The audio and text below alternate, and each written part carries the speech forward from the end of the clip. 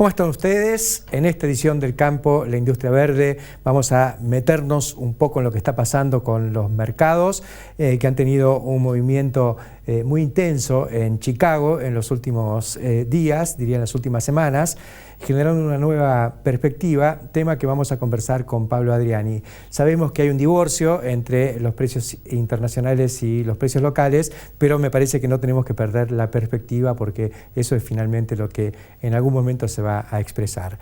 Conversaremos también con Juan Pablo Carreras. Juan Pablo es el director de nuevos negocios de Adblick, una empresa que se ha ocupado en los últimos años de coordinar la inversión de distintas fuentes en la producción agrícola, pero ahora con foco en un fideicomiso ganadero.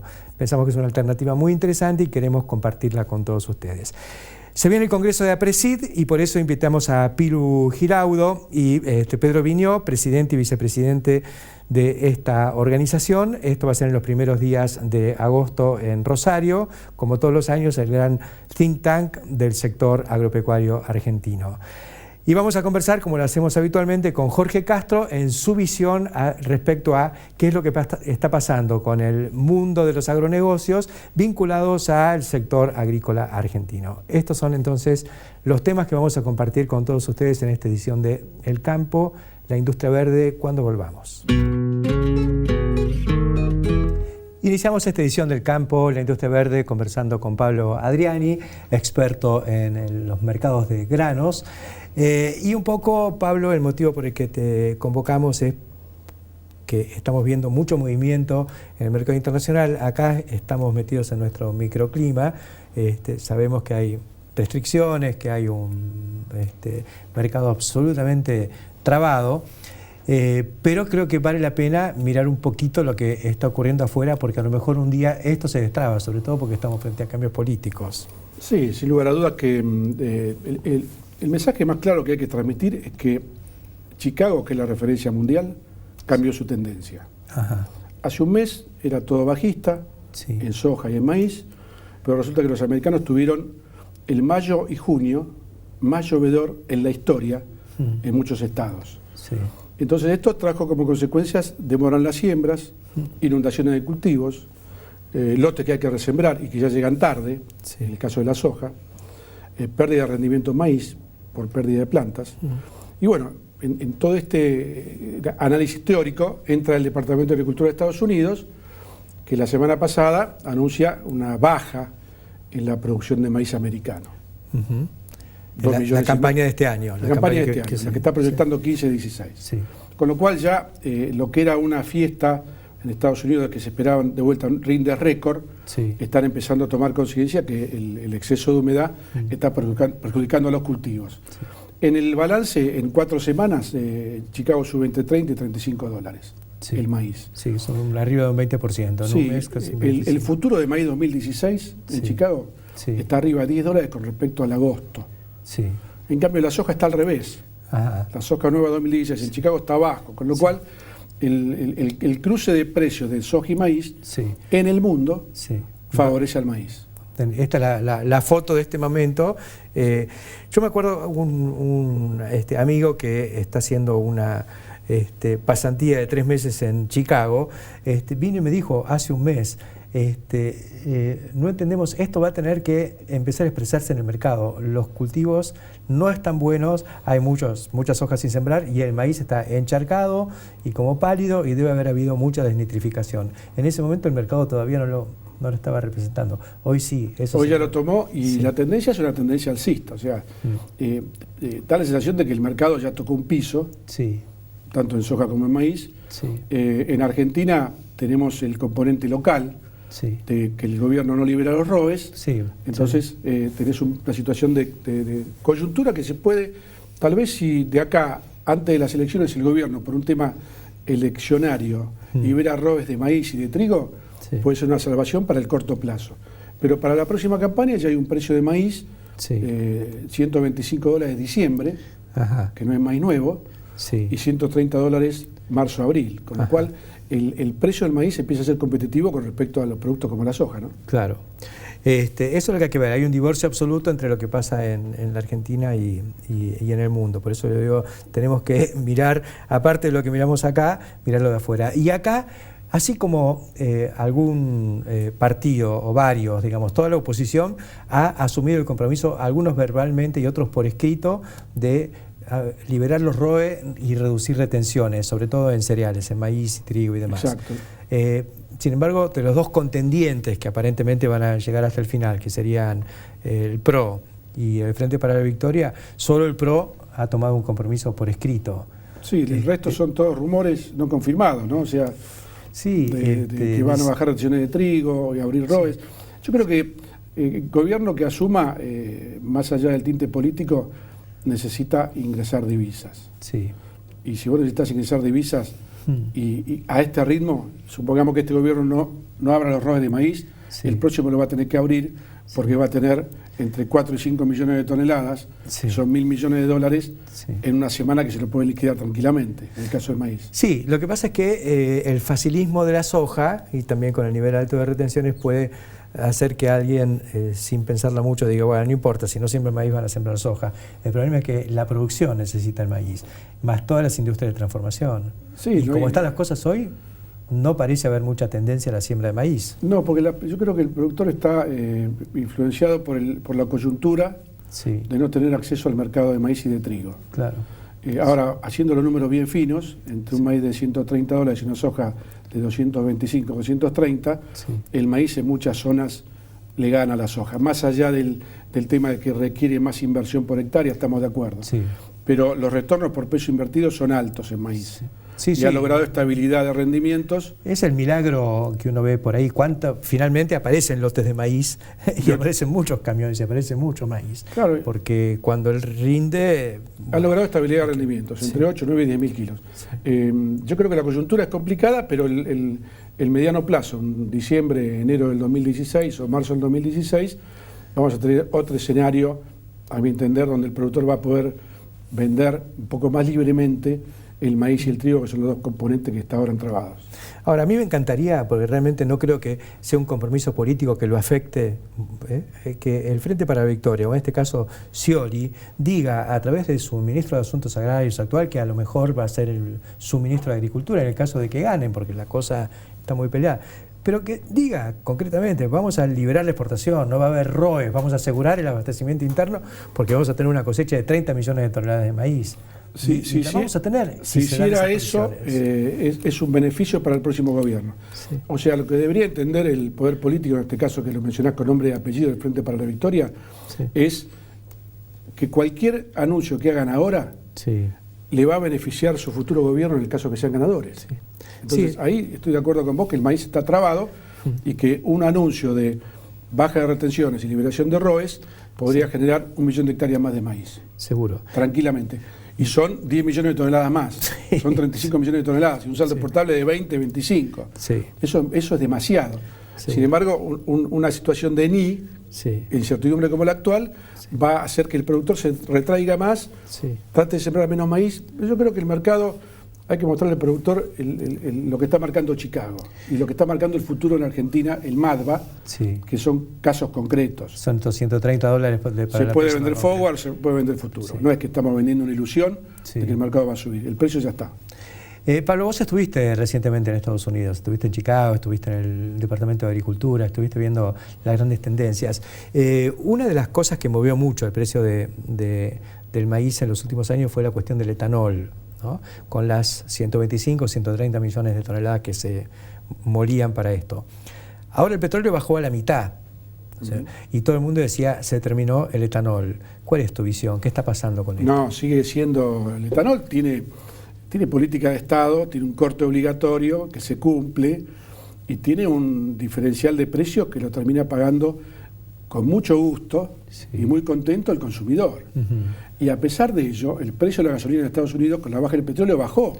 Sí. Están en el nivel más bajo de la década. Acá no. Las plantas, acá es al revés, estamos en el reino del revés. Pero las plantas de etanol en Estados Unidos están funcionando bien, no hay caída de producción de etanol, todo lo contrario. Cada planta tiene asignado un diámetro de 30 millas, ajá, alrededor de cada planta, sí, que no se superpone con el radio de la otra planta, 30 millas, y esas 30 millas de maíz abastecen a esa planta. Ajá. Entonces, está bien armado todo el esquema. Prácticamente hay estados que están saturados, que no pueden exportar 1 kilo de maíz. Ajá. Para todo para etanol. Entonces, sigue siendo el 35 o 40% de consumo de maíz de Estados Unidos. 130 millones de toneladas. Por eso. Y no ha habido caída en el consumo porque, vuelvo a repetir, es política de Estado. Estados Unidos no se puede dar el lujo de promover una inversión en un combustible basado en la energía y el aire limpio. Sí. Y después al año borrar con el codo lo que escribió con la mano. Sí. O sea, se mantiene el corte obligatorio, el precio de referencia que aporta el productor, sí, o el consumidor, llamémosle, y el negocio para todos. Claro, y ahora se vio que todo aquel debate que hubo en su momento, donde el lobby de los que procesaban maíz antes de que llegara el etanol se oponía a que apareciera esta industria, y ahí se creó la cuestión de alimentos versus energía y qué sé yo.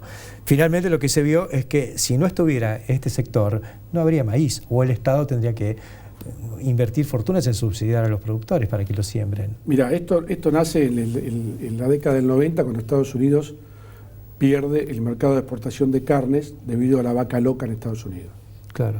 En 24 horas los Estados Unidos pierden 5.000 millones de dólares de exportaciones de carnes. Sí. A partir de ahí, Washington se preocupa, tenemos que darle, no tengo más el mercado de carnes, le tengo que dar un uso al maíz. Y si no hubiera sido por las plantas de etanol, hoy Estados Unidos tendría 300 millones de toneladas de maíz en stocks. Bueno, y el precio estaría por el piso. Y la Argentina hubiera desaparecido, porque eso hubiera significado que los farmers se pasaban a soja.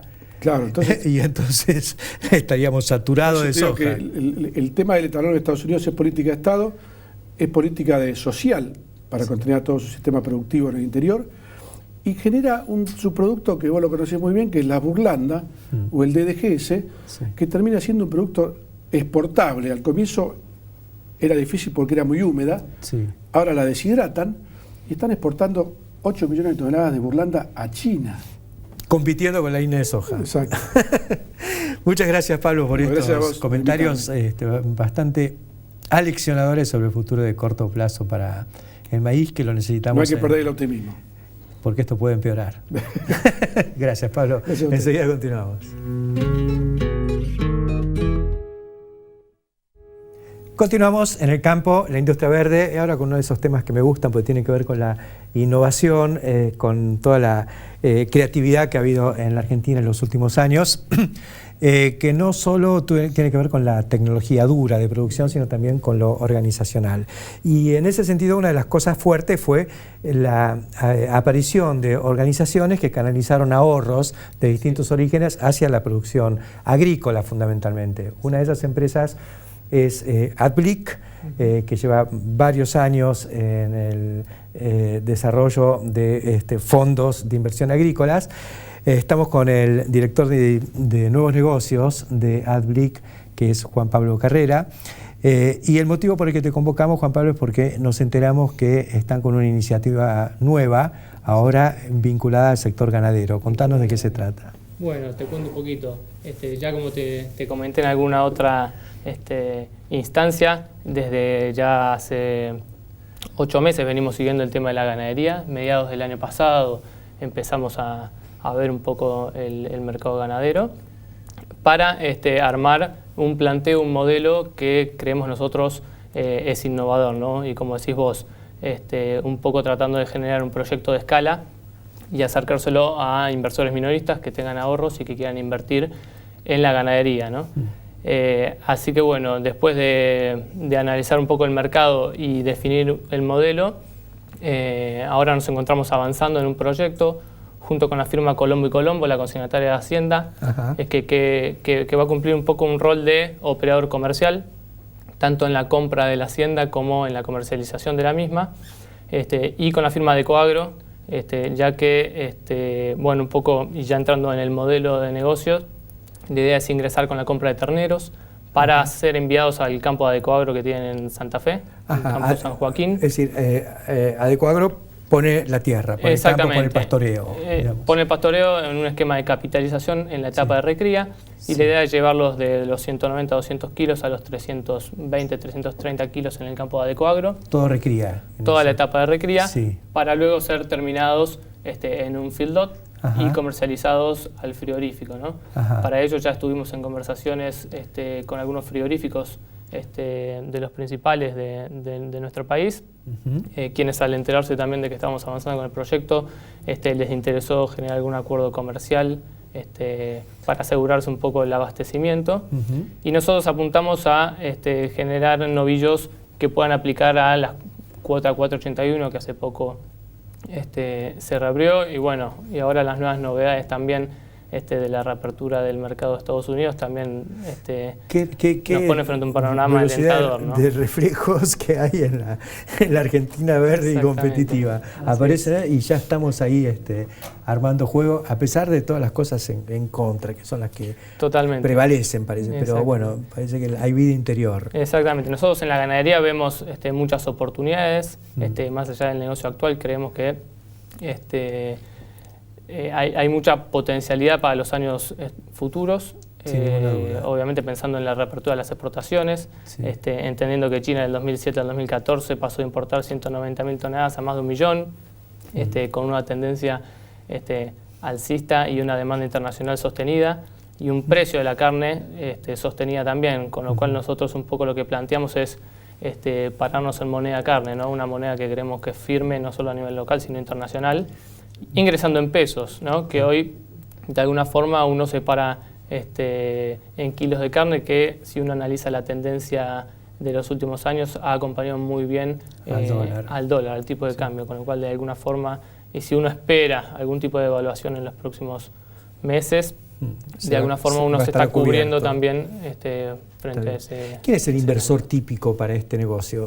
Mira, el inversor típico, la verdad que muchas veces no viene del mismo sector agropecuario, sino que son directores, gerentes de compañías que tienen ahorros y tienen generalmente alguna otra diversificación de sus inversiones. Y les gusta ser agropecuarios y salir de su casa. Poner una ficha en el sector y bueno, y ahora en la ganadería, ¿no? Que mucho se habla y con perspectivas realmente alentadoras.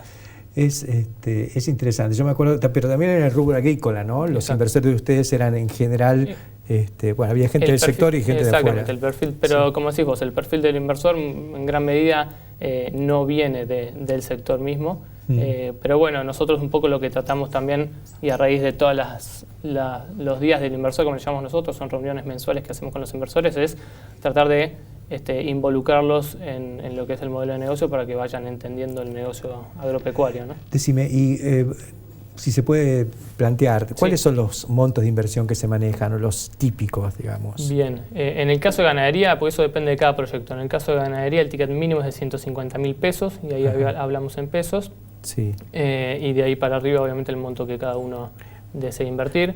En otros, como es el caso de grano, son $10.000, ¿no? Tomados al tipo de cambio oficial. Son parecidos, digamos, los montos. ¿Y cómo es el mecanismo, digamos? Vos invertís los 150.000 pesos, ¿cuándo se recuperan? ¿Cómo se entra? ¿Cómo se sale? En el caso de la ganadería, y acá lo que planteamos es un módulo de alrededor de 15 meses, entre 14 y 16 meses, que es la etapa de recría y terminación. Es decir, que el inversor ingresa ahora y casi el 90-95% del dinero va destinado a la compra de los terneros, porque hemos pensado un modelo, y creo que es una de las patas fuertes del modelo, donde los costos son prácticamente variables, ¿no? Porque uno va en capitalización al campo ADECO. Se va en porcentaje, no se paga el porcentaje, y en el caso del feedlot lo que estamos logrando es una financiación del alimento contra la primera compra, contra la primera venta, perdón, con lo cual uno puede destinar prácticamente la totalidad de los fondos a la compra de terneros. ¿El feedlot es también de Adecoagro o es otro, es independiente? El feedlot todavía no está definido, nosotros estamos en conversaciones con 3 o 4 de los principales. Pero hay oferentes de servicios. Sí, sin duda. Pero bueno, hay un tema también de logística y flete que en función también del destino final de la hacienda, ahí se tomará la decisión, ¿no? Pues estos campos están en el centro norte de Santa Fe. Exactamente, sí, tienen parte de continente y parte de isla. Así es. Y otro tema interesante desde el punto de vista del inversor es que Adecoagro nos asegura una mortandad máxima del 3%, es decir, cualquier cosa que ocurra en términos productivos, Sí. De alguna forma hay un piso a Está la baja, cubierta. a la pérdida, exactamente.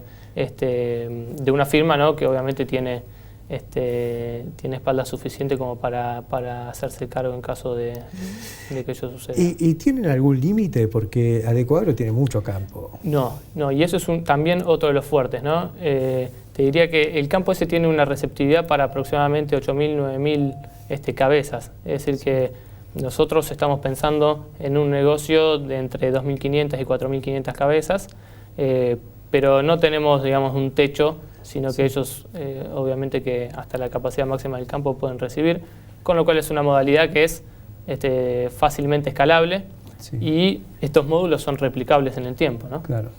Se entra con terneros de 150 o 200 kilos. Sí, en ese caso van a estar más cerca de los 200, 200, por la época del año y por el tipo de campo al cual están ingresando. Claro.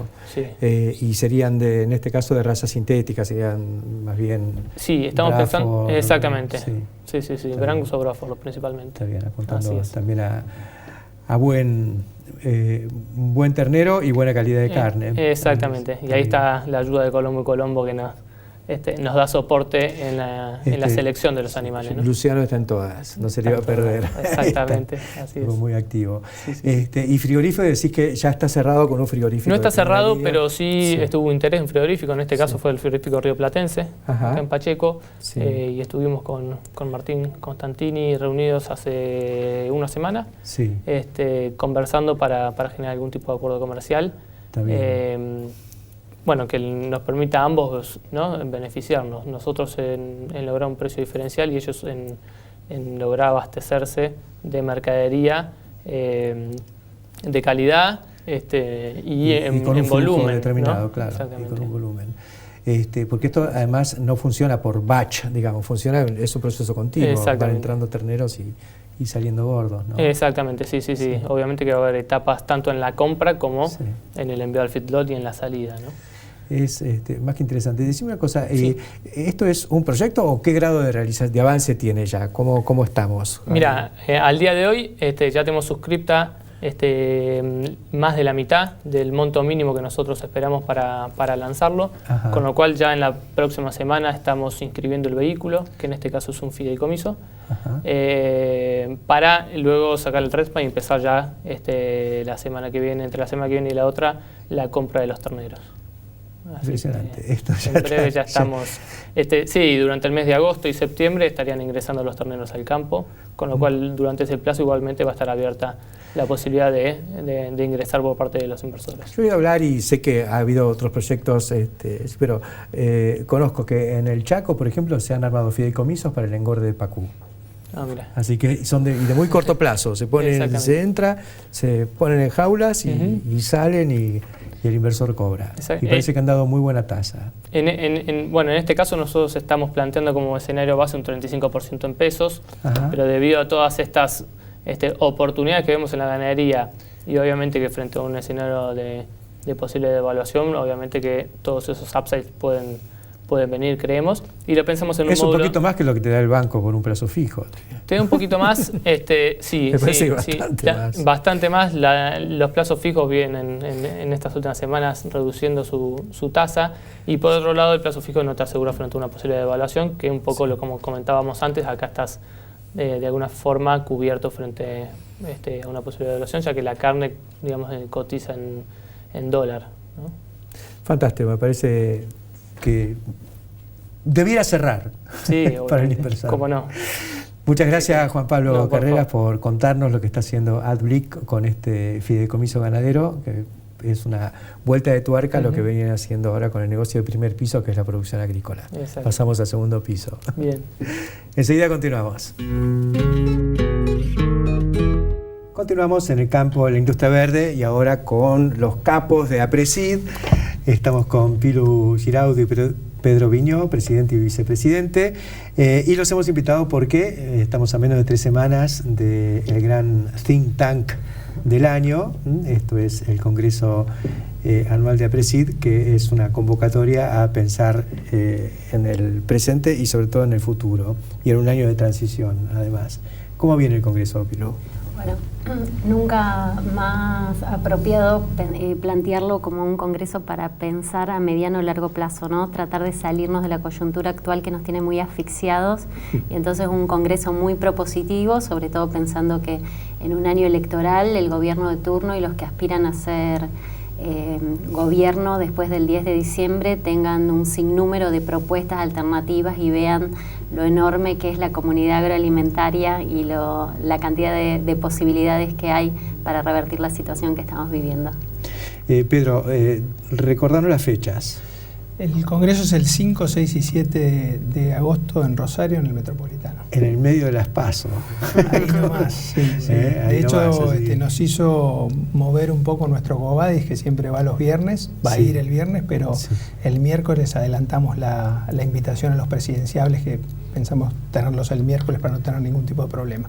¿Están comprometidos? ¿Cómo está la negociación con los presidenciables? Bueno, la verdad que todos muestran mucho interés por estar presentes. Estamos tratando de facilitarles la movilidad, porque, bueno...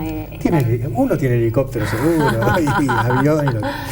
Sí. Y bueno, como dijo Pedro, la posibilidad del miércoles para no interferir en la veda electoral, pero bueno, creemos que es un buen momento, y no solo que puedan vivir ahí en vivo y en directo a través del Congreso el enorme potencial de la comunidad agroalimentaria argentina, pero sobre todo también que nos muestren la propuesta de país, ¿no?, que tienen en toda su... ¿Cómo perciben ustedes que ellos visualizan a Presid, no tanto al campo, en estos contactos que seguramente están haciendo y en la negociación para que vengan? Mirá, nuestra institución tiene una trayectoria de 25 años apuntando a lo que es la producción con sustentabilidad, ¿no? Y creo que ese mensaje llega, por lo menos el feedback que tenemos nosotros de ellos es muy bueno. Esta trayectoria y este foco que tiene la institución evidentemente nos posiciona muy bien, y eso se nota. Yo agregaría, me parece bárbaro, producción con sustentabilidad como concepto duro y fuerte, pero para mí Presid es más que eso. Para mí es la innovación, porque ahí se han amasado las grandes tendencias, las grandes realizaciones de estos últimos 25 años. Sí, y un poco agregando a esto que ustedes comentan, es que también aprendimos muchísimo en esto de participación pública política, ¿no? Porque como institución técnica y muy dedicada a lo que vos decías, Héctor, también la 125 fue un golpe fuerte para nosotros de hacernos reaccionar del costo que tiene dejar sillas vacías y lugares sin ocupar. Y bueno, hace unos años que empezamos este vínculo con los gobiernos, y ahora hace un poquito más de un año con los candidatos, los hacemos también con otras instituciones, y eso también nos da muchísima posibilidad de a nuestros reclamos acompañarlos con propuestas.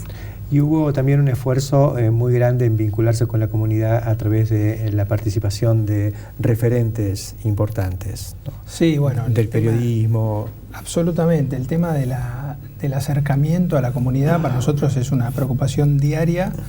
Creemos como ámbito que tenemos mucho camino por recorrer. Este embate que está sufriendo lo que hacemos, que es a nivel mundial, no es una cuestión solo de la Argentina, merece que le prestemos mucho más atención de la que veníamos prestando. Tenemos que salir del campo, tenemos que ocuparnos de cuestiones que hace un tiempo no se nos pasaban por la cabeza, pero evidentemente hoy tenemos que salir a contar cómo hacemos las cosas, por qué. Nosotros decimos que tenemos la oportunidad de dejarle a la próxima generación suelos más fértiles de los que recibimos, mejorando la productividad. Bueno, eso hay que salir a gritarlo a los cuatro vientos. Es una materia que todo el ámbito agropecuario tiene pendiente, y hay que mejorar mucho nuestra comunicación, ¿no? Sin embargo, a pesar de esos beneficios que son muy concretos y tangibles para nosotros, la visión que hay era del glifosato, ¿no? Como la mala palabra. Yo otro día estaba viendo el Tour de France, ¿no sé? Una carrera de bicicletas que es fabulosa para ver por televisión. Yo pienso que se ve mejor en televisión que ahí mismo, en HD. Y ves los cultivos de trigo que ahora se están cosechando, ¿no sé? Con los tram lines, ¿no sé? Que llegan hasta la iglesia del pueblo. Sí. ¿No? O sea, todo es un pueblito cada 3 kilómetros, cada 4 kilómetros, y ahí nadie plantea que no se puede aplicar un producto a menos de 1000 metros del pueblo, como en algunos consejos deliberantes han intentado sancionar. Sí, aparte con la enorme responsabilidad esas distancias que se están tomando tan libremente acá en Argentina van a facilitar que se necesiten productos de uso doméstico, plagas domésticas que son tremendamente más tóxicos que cualquiera de los que usamos en el campo, ¿no? Y entonces eso también es muy preocupante. Pero bueno, y como dijo Pedro y como decías vos, pensar que nosotros, una institución tan innovadora, tan de punta, que pone al país ante una posibilidad de ser una marca mundial de producir cuidando el medio ambiente y la salud humana, es inadmisible que no nos hayamos preocupado de contarle a la sociedad, y entonces bueno, es fundamental que lo hagamos, que nos acerquemos, que llevemos esa tranquilidad. Estamos convencidos que en la medida que ganemos esa confianza, la misma sociedad va a ser la que le exija al gobierno de turno que legisle para que hagamos las cosas lo mejor posible en el campo. Y dentro de este foco, ¿qué es lo que hay proyectado para el Congreso, Pedro?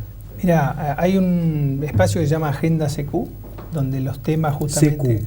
Agenda de Inteligencia Colaborativa, ¿no? Que es una marca registrada de nuestra institución, que justamente tiene que ver con estos temas donde se está legislando, se va a legislar, donde vienen especialistas del tema, unos 20 más o menos legisladores, que están con moderadores y facilitadores que generan un documento vivo que va a servir como insumo para justamente la legislación que necesitamos, ¿no? Creemos que necesitamos generar estos espacios de diálogo y de consenso para de alguna forma desatar el enorme potencial que los que estamos en el ámbito sabemos que existe.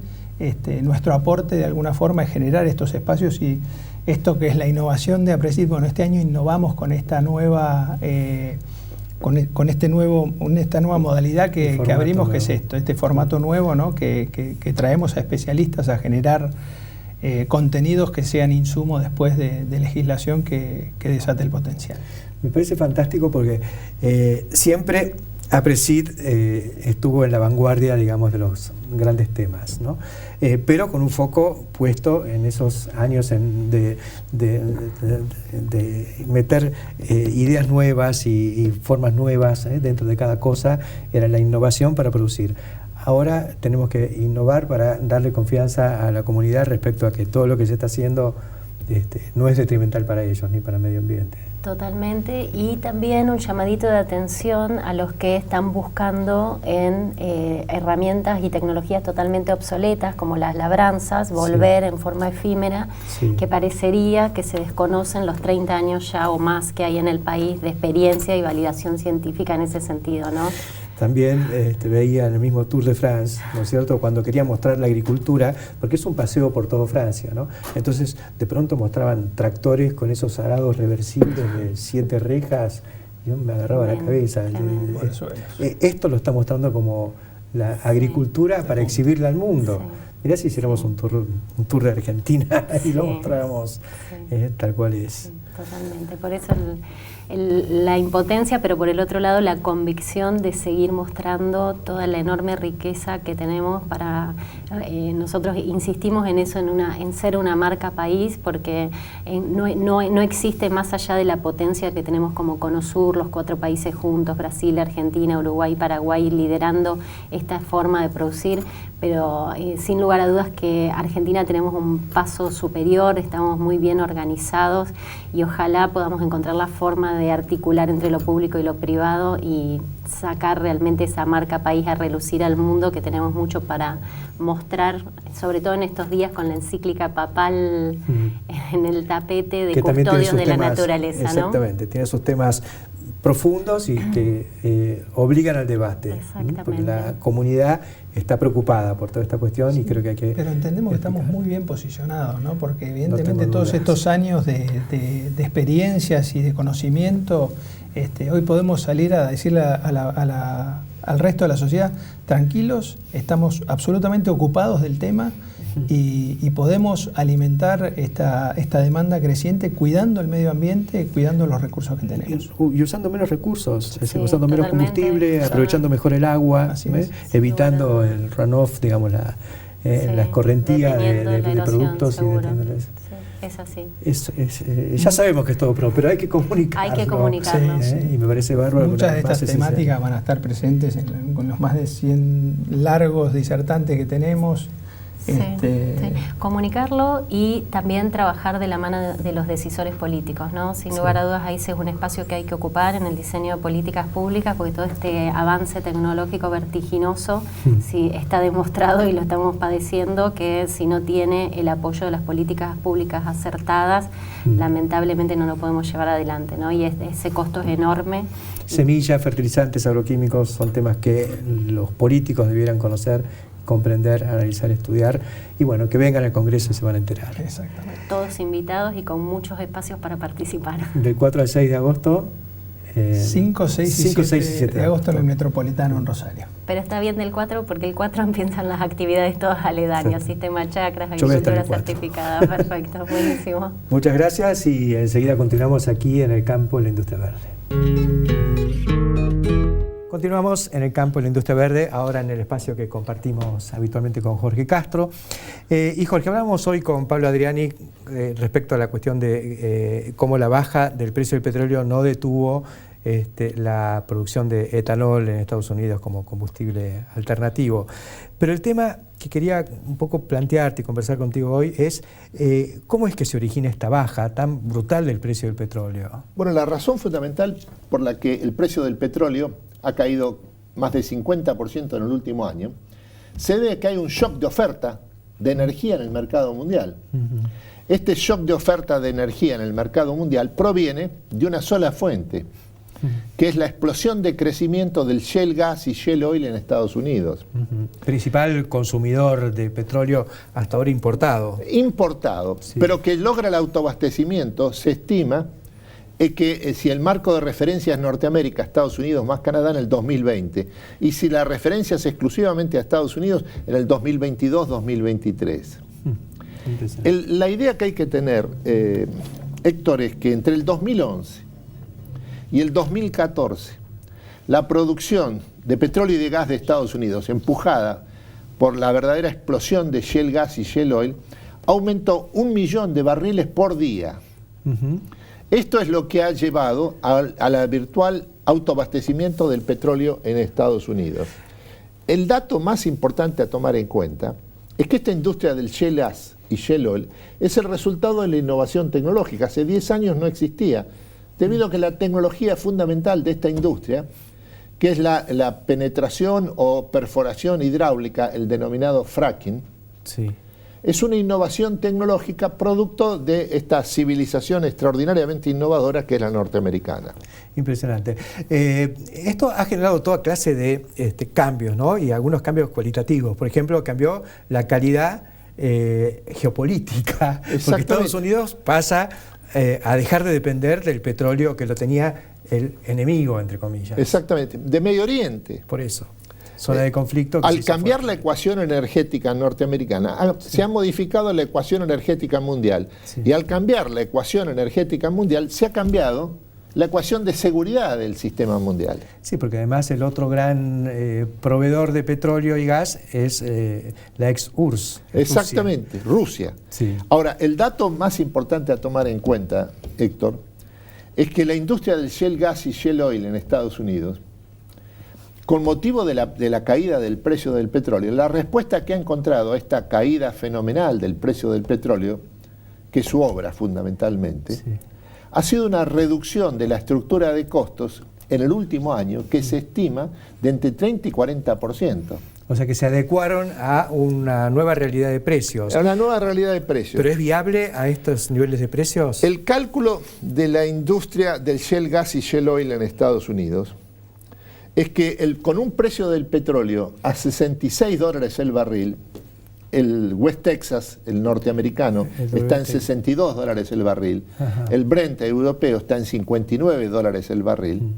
Al llegar a $66 el barril, vuelve a recuperar la industria del shale gas y el shale oil de Estados Unidos, debido a la baja en la estructura de costos, sí, un nivel de crecimiento de 2 dígitos como el que tuvo entre el 2011 y el 2013. Así que teóricamente en este nivel de precios de 58, 59, 60 está muy cerca o incluso está por debajo del break-even. Ahí está ahí nomás. Pero entonces va a subir porque si no pueden producir, hay pozos que salen de producción y la oferta... Exactamente, pero a partir de los $66 el barril... Ahí salen de nuevo. Sí. Debido a la baja de la estructura de costos, vuelve nuevamente la explosión del 2011-2013. Un elemento que hay que tomar en cuenta es que la caída del precio del petróleo, provocada fundamentalmente por la explosión de Shell Gas y Shell Oil, ha sido una de las consecuencias más importantes que ha tenido, ha sido una disminución del precio de los combustibles, Sí. que han caído más de un 60%. En Estados Unidos. En Estados Unidos.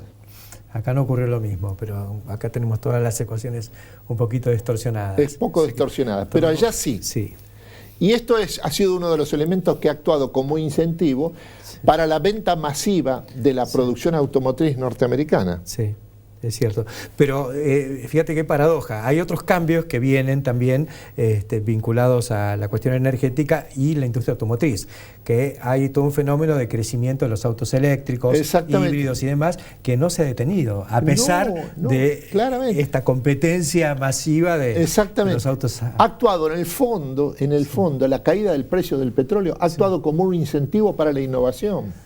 En todo sentido. Que es el impulso fundamental de las economías capitalistas modernas. Qué notable. Es increíble este fenómeno. Otra de las cosas que se ven como consecuencia, que comenta gente que viaja por allá, es que, por ejemplo, eclosionó o por lo menos implosionó el sistema de transporte, porque no hay cómo transportar todo el petróleo y el gas que se está produciendo. Exactamente. Entonces hoy los fletes internos han subido, los ferrocarriles no están accesibles, por ejemplo, para los granos, y eso es un factor que dinamiza también al sector agrícola. Exactamente. Notable. Porque la verdad que es fenomenal ver estas vinculaciones que hay entre el mundo agrícola y el mundo de la energía. Esto se da... Y el mundo de la innovación. Bueno, también, una sola cosa. Es así.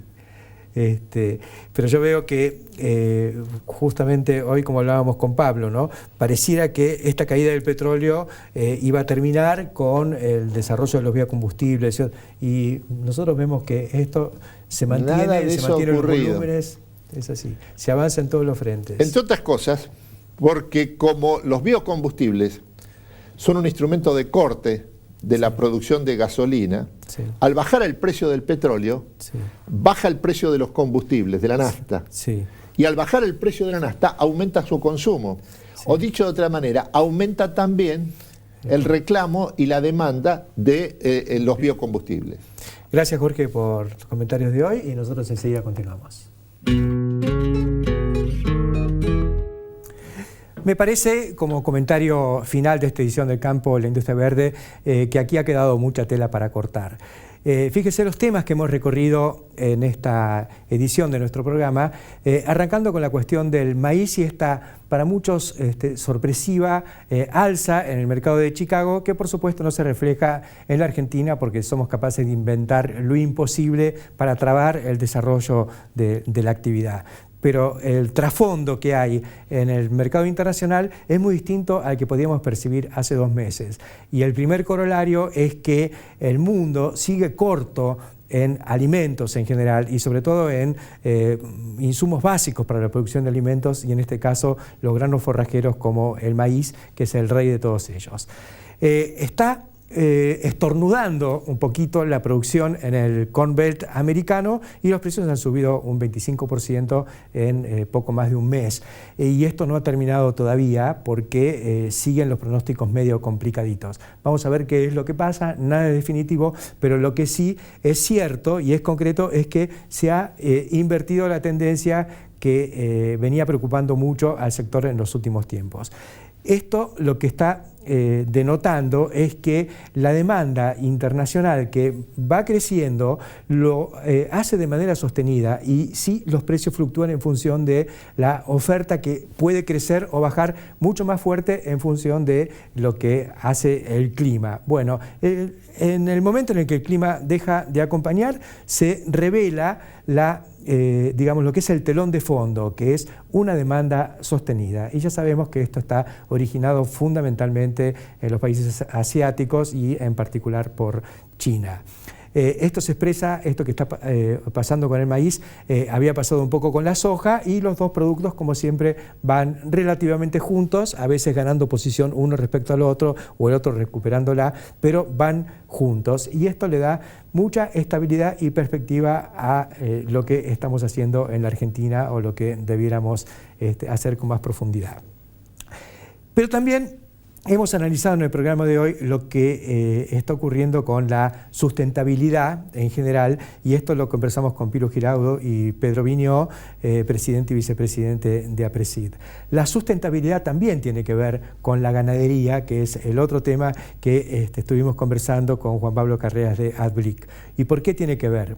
Porque nos está proponiendo Carreras la generación de un fideicomiso para la producción de carne, que es un negocio de segundo piso y de una perspectiva extraordinaria en función de lo que está pasando con nuevamente la demanda internacional. Y es también una forma de aprovechar una coyuntura de precios de los granos forrajeros un poco inferiores a los que veníamos teniendo en los últimos años. Siempre el precio de la carne está en relación inversa al precio del grano forrajero. ¿Por qué? Porque cuando baja el precio del grano forrajero, aumenta la posibilidad de hacer ganancias convirtiendo granos en carne, entonces aumenta la demanda de novillos, anticipando lo que va a ser después el nuevo nivel de precios.